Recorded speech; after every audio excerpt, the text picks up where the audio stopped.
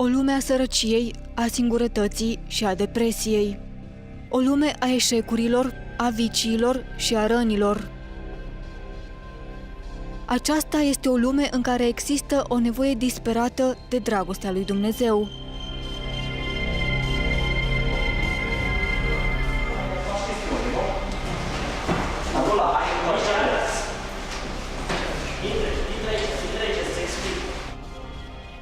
Lucrând cu tineri, fiind responsabil de lucrare de tineri din biserică, un tânăr în urmă cu 2 ani m-a contactat și m-a rugat dacă pot să-mi fac timp să citesc o carte. Am fost interesat să văd ce îl frământă pe acest tânăr, iar după lecturare mi-am dat seama că este vorba despre oamenii fără adăpost, oameni care odată au fost ca și noi, din punct de vedere social, dar care au rămas pe drumuri. L-am încurajat pe acest tânăr că dacă are pe inimă această lucrare, să demareze, să facă ceva.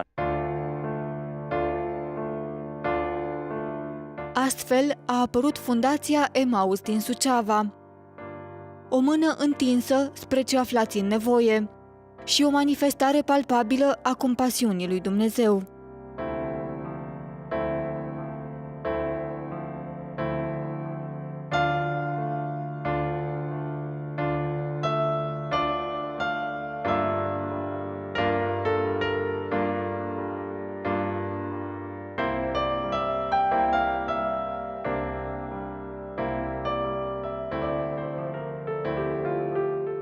Spre surprinderea noastră, el a mai identificat încă o fată și un băiat care au simțit lucrul acesta și împreună au început să meargă cu lucruri simple, cu niște sandvișuri și cu mesajul Evangheliei la oameni de pe străzi. După mai multe ieșiri de genul acesta, am aflat despre un centru de noapte al Bisericii Ortodoxei Sfânta Vineri de aici din Suceava și am avut acces acolo pentru o vreme. Astfel s-a înscat în noi dorința mai mult și mai mult să putem aduna oameni împreună să le oferim o masă. Am făcut experimental o masă mai întâi în vara, acum 2 ani, în vara 2012, o masă pentru oamenii străzii și mi-am dat seama că a avut un impact deosebit.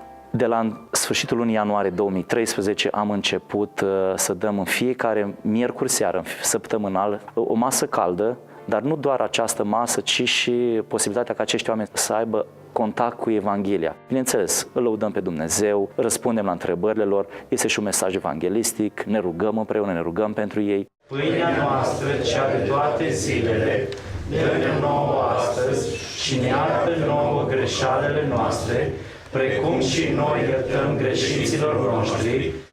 Plec în rugăciune și aștept ajutorul slavei Dumnezeule, tăria mea. Dumnezeu e tăria mea, adăpost pentru sufletul meu. În această lucrare cu oamenii străzii care o facem noi, oamenii fără adăpost, în fiecare miercuri seară, noi am lăsat ușile deschise să vină oricine simte că vrea să facă ceva pentru lărgirea Împărăției lui Dumnezeu. Anul trecut, în vară, am auzit de un grup de tineri care se ocupau cu oamenii străzii. Spre toamnă târziu am reușit să iau contact cu ei și m-am oferit să fiu cel mai mic consilier pentru problemele, nevoile oamenilor de acolo. Am stabilit câteva contacte cu oamenii care erau acolo și ne-am întâlnit peste săptămână, de mai multe ori, pentru a povesti, pentru a încuraja, pentru a ajuta să înțeleagă ceea ce se întâmplă cu ei. E importantă o filie de pâine, însă este important și o iubire de Dumnezeu. Amin. Îți mulțumesc, Doamne, și mă rog pentru voluntare, Doamne, mă rog ca Tu să lași protecția Ta, Amin. mă rog să lași înțelepciune, Doamne, să lași pace peste noi, ca să putem, Doamne, să receptăm cuvântul Tău și ceea ce vrei Tu să ne spunem acestor oameni. Sunt marcați de suferințele lor, au povești extraordinar de grele, greu de auzit, dar apoi greu de trăit.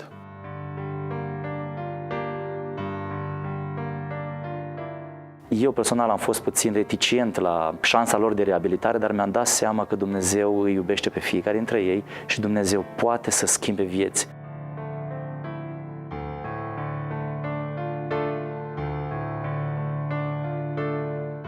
Deși nu le puteam face absolut nimic, nu mai puteam da timpul înapoi, nu mai puteam le oferi ceea ce au pierdut, însă vorbind, povestind durerea lor, oamenii erau mai liberi și spuneau m-am simțit mai bine. Ei nu înțeleg problema suferinței. Mulți dintre ei au repulsie când aud cuvântul de Dumnezeu, mulți nu vor să audă de ideea de creștinism, de nu se poate un Dumnezeu mare și ei atât de mici, ei niște oameni ani mănui pe străzi, Eu nu i-am mai numit oamenii străzii, ci am numit oamenii fără oameni.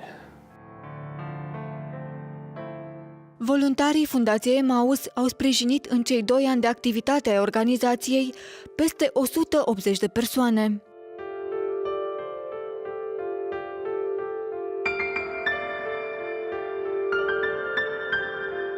Cu acești tineri cu care ne implicăm, sperăm să le fim oamenii potriviți pentru a schimba cât de puțin viața lor, pentru a se regăsi, pentru a avea o altă perspectivă asupra vieții.